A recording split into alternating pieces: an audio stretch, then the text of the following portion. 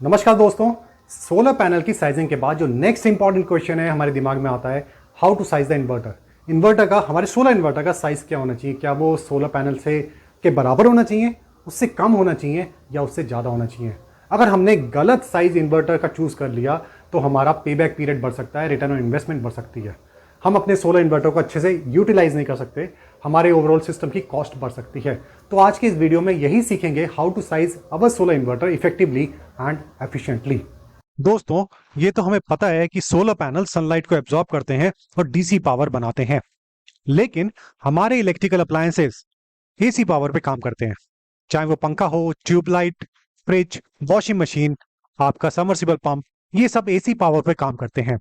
तो हमें एक ऐसा डिवाइस चाहिए, एक ऐसा इक्विपमेंट चाहिए जो इस डीसी पावर को ले और एसी पावर में बदल दे, और उस पावर का नाम है, उसका नाम है सोलर इन्वर्टर।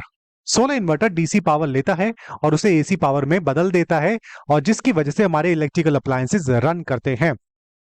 तो सोलर इन्वर्टर एक बहुत ही इंपॉर्टेंट कंपोनेंट है किसी भी सोलर पावर सिस्टम में, और साथ ही में इंपॉर्टेंट है उसकी साइजिंग। अब हम बात करते हैं सोलर इन्वर्टर की साइजिंग की, हाउ टू साइज। एक कॉमन सेंस है जो कि अगर मेरे से कोई पूछे कि आप अपना सोलर इन्वर्टर किस तरीके से साइज करोगे, तो मैं कुछ सोचूंगा कि भाई जो मेरे सोलर पैनल का साइज है, जैसे मान लिया मेरे सोलर पैनल का साइज 5 किलोवाट है, मैं सोलर इन्वर्टर भी उसी साइज का लेके आऊंगा। मतलब कि size of the solar panels is equal to size of the inverter. अगर 5 किलोवाट के मेरे सोलर पैनल्स हैं तो मैं 5 किलोवाट एसी सोलर इन्वर्टर ले आऊंगा कि भाई सोलर पैनल्स 5 किलोवाट बना रहे हैं, तो मेरा सोलर इन्वर्टर ये 5 किलोवाट डीसी पावर लेगा और उसे एसी पावर में बदल देगा। और मैं मान लेता हूं इसकी एफिशिएंसी 98% है, तो 5 किलोवाट का 98% 4.9 किलोवाट एसी ये बना के मुझे दे देगा। लेकिन अब ये सोचने वाली बात ये है कि जो नेम प्लेट कैपेसिटी है मेरे सोलर पैनल्स की 5 किलोवाट, क्या असलियत में मेरे सोलर पैनल्स इतना ही बना के देते हैं? अगर उनको रियल लाइफ कंडीशन में रखा जाए, अगर उनको धूप के नीचे रखा जाए, छत के ऊपर लगा के, तो सबसे पहले समझते हैं ये नेम प्लेट कैपेसिटी क्या होती है। It is the maximum power output in watts a solar panel can produce under standard test conditions. अब स्टैंडर्ड टेस्ट कंडीशन क्या होती हैं? स्टैंडर्ड टेस्ट कंडीशंस कुछ ऐसी कंडीशंस हैं जो कि अगर फुलफिल हो तभी आपका सोलर पैनल जो उसकी नेम प्लेट कैपेसिटी है, जो उसके पीछे लिखा हुआ है, जो उसकी डाटा शीट में लिखा हुआ है, उतना बना के देगा। क्या क्या पैरामीटर्स हैं? सबसे पहले इरेडियंस, मतलब कि जो सनलाइट रिसीव कर रहा है सोलर पैनल, वो होनी चाहिए 1000 वाट पर मीटर स्क्वायर। अगर इससे कम होगी तो सोलर पैनल कम बनाएगा। इसका cell temperature, solar panels cell को जोड़ जोड़ के बनाए जाते हैं। सोलर पैनल में जो सेल लगे होते हैं उसका सेल टेम्परेचर 25 डिग्री सेल्सियस होना चाहिए। एयर मास इंडेक्स, जो कि एटमॉस्फेरिक डेंसिटी को दर्शाता है, वो 1.5 होनी चाहिए, और विंड स्पीड अप्रोक्सीमेटली 1 मीटर पर सेकेंड होनी चाहिए। अगर ये चारों पैरामीटर्स बिल्कुल सटीक बैठते हैं, इनकी वैल्यूज जो अभी मेंशन की है उतनी आती है, तब जाके आपका 5 किलोवाट का सोलर पैनल असलियत में 5 किलोवाट बना के देगा, 5 किलोवाट डीसी पावर बना के देगा।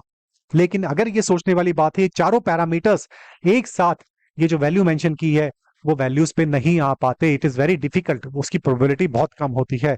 तो फिर क्या हमारा सोलर पैनल जो उसकी नेम प्लेट कैपेसिटी है उतना बना के देगा? In most of the cases वो उतना बना के नहीं देता है, जनरली उससे कम ही बना के देता है। तो फिर क्या मेरा ये डिसीजन समझदारी वाला होगा कि जितना मेरे सोलर पैनल्स की नेम प्लेट कैपेसिटी है उतना ही मैं सोलर इन्वर्टर खरीद के लाऊं? अगर 5 किलोवाट का मेरा सोलर पैनल है तो मैं 5 किलोवाट का अगर इन्वर्टर लेके आ जाता हूं, तो मेरे इन्वर्टर की जो यूटिलाइजेशन है, कैपेसिटी यूटिलाइजेशन पूरी नहीं हो पाएगी, कुछ कैपेसिटी उसकी अनयूज रह जाएगी। सोलर पैनल्स 5 किलोवाट नहीं बना रहे, लेकिन मैं इन्वर्टर 5 किलोवाट का ले आया। सोलर पैनल्स मान लिया 4.5 किलोवाट बना रहे हैं, तो जो 0.5 किलोवाट की जो है इसकी कैपेसिटी है इन्वर्टर की, वो अनयूटिलाइज रह गई। तो वो जो मैंने एक्स्ट्रा 0.5 किलोवाट के लिए पैसा दिया इन्वर्टर के लिए, वो तो मेरा यूटिलाइज ही नहीं हुआ, या इन सेंस मैं बोल सकता हूं वो मेरा वेस्ट हो गया। तो उससे हुआ क्या? मेरे सिस्टम की कॉस्ट बढ़ गई, लेकिन उसकी यूटिलाइजेशन इतनी नहीं हुई। तो इस केस में अगर मैं बात करूं DC AC ratio, DC AC ratio actually बताती है कि आपकी सोलर पैनल की नेम प्लेट कैपेसिटी क्या है और आपके इन्वर्टर की कैपेसिटी क्या है, मतलब एसी। जो वो एसी में पावर प्रोड्यूस करके देगा। इस केस में 5 किलोवाट का सोलर पैनल था और 5 किलोवाट का ही एसी में इन्वर्टर ले आया, तो उसकी डीसी एसी रेशियो हो गई 1।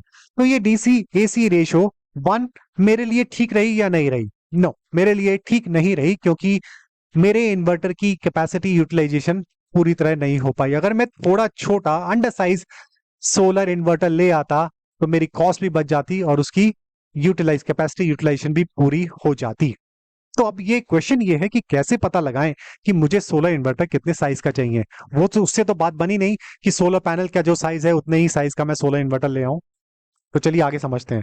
ये देखा गया जैसे जैसे सेल का टेम्परेचर बढ़ता है, सोलर पैनल सोलर सेल्स के बने हुए हैं, जैसे जैसे सोलर सेल्स का टेम्परेचर बढ़ता है 25 डिग्री सेल्सियस से जैसे जैसे ऊपर जाता है, सोलर पैनल की पावर धीरे धीरे धीरे धीरे कम होती जाती है, डिटेरियोरेट होती जाती है। Power is what? Power product है वोल्टेज और करंट का। जैसे जैसे टेम्परेचर बढ़ता है, जो सोलर सेल्स वोल्टेज जो प्रोड्यूस करते हैं उसमें ज्यादा कटौती हो जाती है, उसमें ज्यादा ड्रॉप आता है। करंट हल्का फुल्का इंक्रीज करता है लेकिन वोल्टेज में ज्यादा ड्रॉप आता है, जिससे होता क्या है, जो ओवरऑल इफेक्ट है बी और आई के प्रोडक्ट का वो कम आता है, यानी कि कम पावर ये प्रोड्यूस करते हैं। तो जैसे जैसे सेल का टेम्परेचर बढ़ता है, सोलर पैनल की पावर आउटपुट कम होती चली जाती है। तो अगर हमें पता लग जाए कि आपके सोलर पैनल जो है उसके सोलर सेल का टेम्परेचर क्या है, तो हमें पता लग जाएगा कि ये सोलर पैनल कितनी पावर आउटपुट देने वाला है एक पर्टिकुलर टेम्परेचर पर। अगर ये पावर आउटपुट इसकी हमें पता लग गई तो हम उसके हिसाब से ही अपना सोलर इन्वर्टर खरीद सकते हैं, उसकी साइजिंग कर सकते हैं। तो उसको कैसे पता लगाएं? देखिए, पावर डिग्रेडेशन का एक फॉर्मूला है, परसेंटेज में है। Power degradation is equal to cell temperature, cell का temperature minus 25 degree Celsius into temperature coefficient of power. Temperature coefficient power generally minus 0.4% पर डिग्री सेंटीग्रेड हम लेके चलते हैं, मतलब कि 25 डिग्री सेल्सियस से अगर हर एक डिग्री बढ़ता है तो 0.4% सोलर पैनल की पावर रिड्यूस होती है। चलिए इसको एक एग्जांपल समझते हैं, हमें समझने में आसानी होगी। एम्बिएंट टेम्परेचर 30 डिग्री सेल्सियस है। एम्बिएंट टेम्परेचर मतलब कि जो एयर का टेम्परेचर है, जैसे हम बाहर खड़े हुए हैं, बाहर में जो एयर का टेम्परेचर है उसको एम्बिएंट टेम्परेचर बोलते हैं। मान लेते हैं वो 30 डिग्री सेल्सियस है। और सेल का टेम्परेचर जनरली 25 से 30 डिग्री ज्यादा होता है एम्बिएंट टेम्परेचर के मुकाबले। हमारा इंडिया एक हॉट कंट्री है जहां पे ज्यादातर स्टेट्स में जो टेम्परेचर है, एम्बिएंट टेम्परेचर 30 डिग्री सेल्सियस से ऊपर रहता है। तो ऑब्वियसली सेल का temperature 55 degree, 60 degree, even 70 degree Celsius तक भी चला जाता है। गर्मियों के दिनों पे जब छत 65 टू 70 डिग्री सेल्सियस तक गर्म हो जाती है, तो उसी तरह सोलर सेल्स भी गर्म हो जाते हैं। ये इसको कुछ इस तरीके से समझो कि जैसे अगर आप कार में बैठे हो, आप you have closed all the window pains of your car, और सूरज की रोशनी आपकी कार में पड़ रही है, आपको अंदर बहुत गर्मी फील होगी, बजाय उसके कि जो इंसान बाहर खड़ा है, क्योंकि ग्लास की ये प्रॉपर्टी है, वो हीट को ट्रैप कर लेता है और कार के अंदर का टेम्परेचर बढ़ जाता है। सिमिलरली सोलर पैनल्स के ऊपर ग्लास की कोटिंग होती है और अंदर सोलर सेल्स होते हैं। ग्लास उस हीट को ट्रैप कर लेता है जिसकी वजह से सोलर सेल्स का टेम्परेचर बढ़ जाता है। तो मान लेते हैं एम्बिएंट टेम्परेचर 30 डिग्री सेल्सियस है और solar cell temperature 55 degree celsius है। अब हमें पता लगाना है कि पावर लॉस कितना होगा। तो हम ये सारी वैल्यूज अपनी इस फॉर्मूले में पुट कर देंगे, और टेम्परेचर कोफिशिएंट पावर है -0.4% पर डिग्री सेल्सियस, मतलब कि हर एक डिग्री बढ़ेगा, 25 से 26 डिग्री जाएगा तो 0.4% इसकी पावर रिड्यूस हो जाएगी अपने नेम के प्लेट कैपेसिटी के मुकाबले। तो मैंने वैल्यूज पुट की तो ये निकल के आया 12%। तो जब सेल टेम्परेचर 55 डिग्री सेल्सियस होगा तो सोलर पैनल अपनी नेम प्लेट कैपेसिटी का 12% लूज कर देंगे। मान लिया कि मेरा सोलर पैनल 5000 वॉट के मेरे पास सोलर पैनल है और 55 डिग्री सेल्सियस पे इसका सेल टेम्परेचर होगा, तब ये कितना बना के देंगे? 4400 वॉट बनाएंगे। 5000 वॉट नहीं बनाएंगे, ये 4400 वॉट बनाएंगे। तो अब हमें पता लग गया कि सोलर पैनल्स मेरे 4400 वॉट बना रहे हैं। तो बजाय मैं 5 किलो वॉट इन्वर्टर लेने के, क्यों ना मैं 4400 वॉट का इन्वर्टर ले लूं या 4.4 किलो वॉट का इन्वर्टर ले लूं। तो इस केस में मेरी डीसी एसी रेशियो क्या हो जाएगी? 5 डिवाइडेड बाय 4.4 जो कि 1 से ऊपर निकल के आएगी। तो इस केस में मेरी DC AC ratio greater than 1 हो गई। तो जो रीजन गर्म है वहां पे जनरली सोलर पैनल्स की जो नेम प्लेट कैपेसिटी है उससे वो कम ही बनाते हैं। और भी लॉसेस होते हैं, ट्रांसफर लॉस होता है, डस्ट की वजह से लॉस हो जाता है। तो जनरली जो नेम प्लेट कैपेसिटी है उससे तो सोलर पैनल्स कम ही बनाते हैं। तो हमारी समझदारी इसी में है कि हम वो सोलर इन्वर्टर चूज करें जो नेम प्लेट कैपेसिटी से जिसका वैल्यू कम हो। अगर अभी ये निकल के आई 5 किलोवाट है हमारी नेम प्लेट कैपेसिटी, तो हमने देखा सोलर सेल का जो टेम्परेचर है वो 65 डिग्री सेल्सियस है, तो उसके बेसिस पे जो हमारे इन्वर्टर की साइजिंग निकल के आई वो 4.4 किलोवाट निकल के आई, क्योंकि हमारे सोलर पैनल्स 65 डिग्री सेल्सियस पे 4.4 किलोवाट बना रहे हैं। तो मेरी समझदारी यही होगी कि मैं मार्केट में जाऊं और 4.4 किलोवाट का सोलर इन्वर्टर खरीद के लाऊं। हाँ, कुछ ऐसे महीने भी होंगे, ऐसा टाइम भी होगा जब आपके सोलर पैनल्स 4.4 किलोवाट से ज्यादा बनाएंगे। मान लेते हैं नवंबर, नॉर्थ इंडिया में नवंबर हो गया, मार्च, ये ऐसे महीने होते हैं जब सनलाइट इंटेंसिटी भी अच्छी बढ़िया होती है और धूल मिट्टी भी कम होती है, स्काई क्लियर होता है, टेम्परेचर भी इतना ज्यादा नहीं होता। तब चांसेस है कि आपका 5 किलोवाट का सोलर पैनल 5 किलोवाट के आसपास यानी कि 4.8 किलोवाट या 4.7 किलोवाट बना के दे। लेकिन आपका इन्वर्टर तो 4.4 किलोवाट का है, तो ये जो 300 वॉट 400 वॉट जो है एक्स्ट्रा, वो आपका इन्वर्टर कन्वर्ट नहीं कर पाएगा एसी में। तो उसकी तो क्यों, बिकॉज उसकी मैक्सिमम लिमिट क्या है 4.4 किलोवाट।